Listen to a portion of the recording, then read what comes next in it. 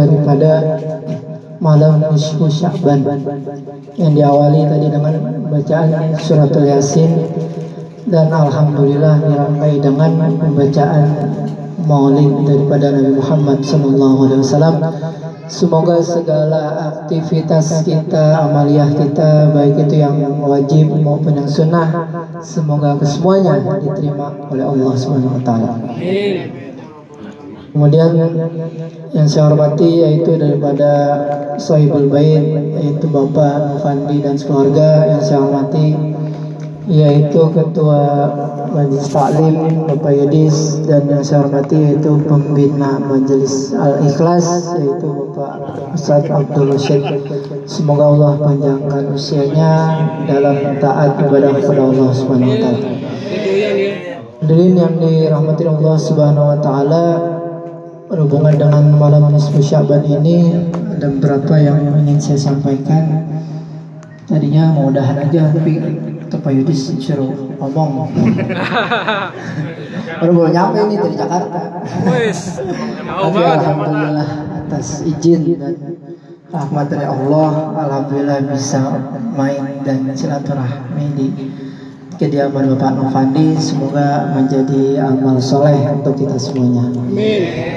Berbicara mengenai bulan Sya'ban, ada beberapa peristiwa. Yang pertama ialah diturunkannya, yaitu daripada ayat yang tadi kita baca, ayat yaitu daripada perintah salawat kepada Nabi Muhammad, innallaha wa malaikatahu yusholluna 'alan nabi. Dan itu merupakan ayat itu diturunkan daripada bulan Sya'ban ini. Untuk itu marilah kita memperbanyak salawat kepada Nabi Muhammad sallallahu alaihi wasallam.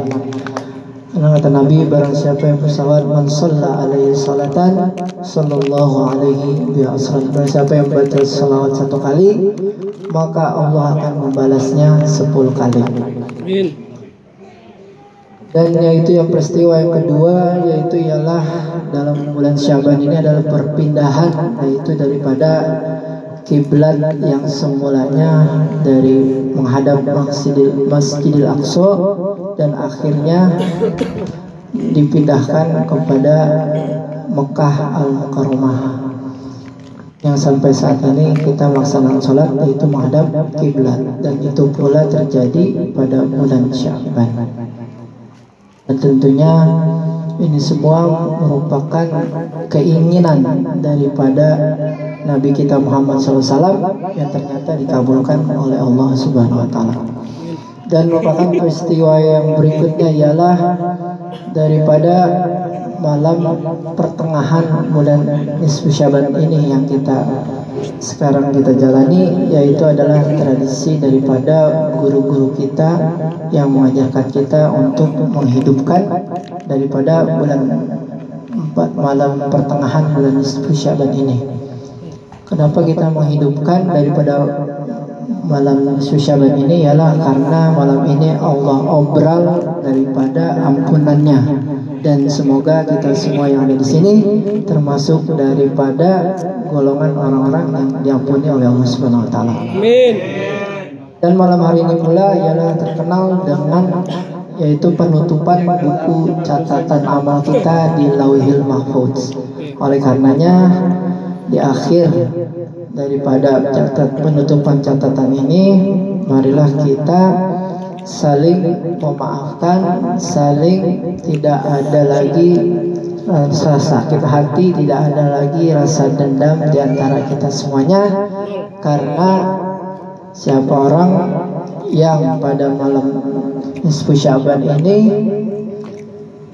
yang tidak ada dendam dan tidak ada perbuatan musyrik, maka Allah akan mengampuni daripada golongan orang-orang yang diampuni oleh Allah Subhanahu wa taala. Oleh karenanya sering saya sampaikan bahwa orang-orang yang pemaaf itu adalah termasuk daripada bagian ciri-ciri orang yang bertakwa. Salah satunya ialah orang yang memaafkan orang lain. Disebutkan di dalam Al-Quran itu ciri-ciri orang yang bertakwa itu dalam surat Al-A'raf ada 3, yaitu yang pertama yaitu orang yang senantiasa berbuat kebaikan, orang yang gemar bersedekah, berzakat, infak, sedekah, baik dalam keadaan lapang maupun dalam keadaan sulit. Kemudian ciri orang bertakwa kedua ialah orang yang senantiasa daripada mampu menahan hawa amarahnya.